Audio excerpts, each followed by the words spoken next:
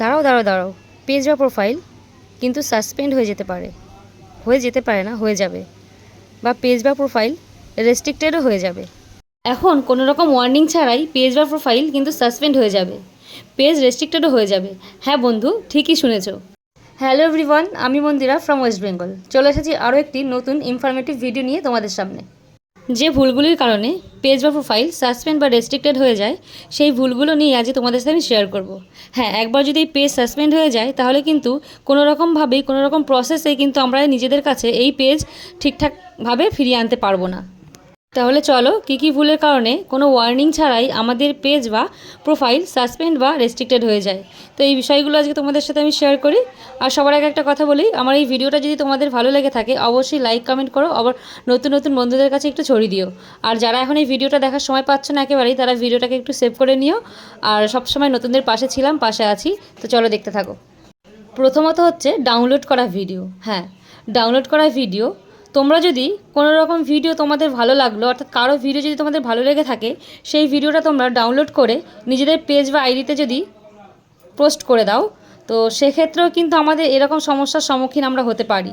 হ্যাঁ, ডাউনলোড করা কোনো কিছুই চলবে না। ডাউনলোড করা সেই ভিডিও হতে পারে বা ফটো হতে পারে বা কমেন্ট হতে পারে। কমেন্টও তোমরা কোনো রকমভাবে ডাউনলোড করে বা কপি পেস্ট করে সেটাকে ডাউনলোডের মাধ্যমে তোমরা ভিডিওতে পোস্ট করবে না। তাহলে এক্ষেত্রে কিন্তু আমাদের যখন তখন পেজ বা আইডি রেস্ট্রিক্টেড হয়ে যেতে পারে কোনো ওয়ার্নিং ছাড়াই। আবার অন্যের কন্টেন্টও যদি তোমাদের ভালো লেগে থাকে, সেই কন্টেন্টটাও তোমরা ডাউনলোড করে অনেক রকমভাবে কাটছাট করে তারপরে তোমাদের আইডিতে পোস্ট করো। এটাও কিন্তু আমাদের একেবারেই করা চলবে না, এক্ষেত্রেও কিন্তু আমাদের আইডি সাসপেন্ড হয়ে যেতে পারে। অনেক কন্টেন্ট ক্রিয়েটার চালাকি করে এই কাজগুলো করে থাকে, কিন্তু ফেসবুক এটা এমনই যে সমস্ত চালাকি কিন্তু ধরে ফেলতে পারে কি বলো, সমস্ত চালাকি ধরে ফেলে। আর দিনের পর দিন এরকম কাজ করতে থাকলে একটা সময় কিন্তু সত্যি সত্যি আইডি সাসপেন্ড হয়ে যাবেই। ফেসবুকের ক্ষেত্রে সবথেকে বেশি গুরুত্বপূর্ণ হলো মেসেঞ্জার। হ্যাঁ, মেসেঞ্জারও আমাদের ফেসবুকের একটা পার্ট। তো আমরা অনেকেই মেসেঞ্জারে কোনো রকমভাবে লিঙ্ক পাঠাই অনেককে, আমার ভিডিওটার লিঙ্ক পাঠালাম, তোমরা একটু শেয়ার করে দিও, লাইক কমেন্ট করে দিও। তো এই ধরনের কথাবার্তা চলবে না মেসেঞ্জারে।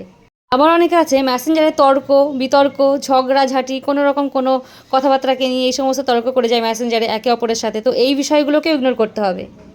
আবার আমরা অনেক সময় যখন সেলিব্রেশন করি তখন মেসেঞ্জারে গিয়ে অনেক ফ্রেন্ডদেরকে সেলিব্রেশন কার্ড দিই, তো এই বিষয়গুলোকে আমাদের ইগনোর করতে হবে। আবার অনেকে আছে সরাসরি মেসেঞ্জারে গিয়ে বলে আমার ফুলের চ্যালেঞ্জটা কমপ্লিট হচ্ছে না, আমার উইকলি চ্যালেঞ্জ কমপ্লিট হচ্ছে না, বন্ধু কমপ্লিট হচ্ছে না, এই ধরনের মেসেজ করে থাকে মেসেঞ্জারে গিয়ে। তো এইগুলোকেও জাস্ট ইগনোর করতে হবে।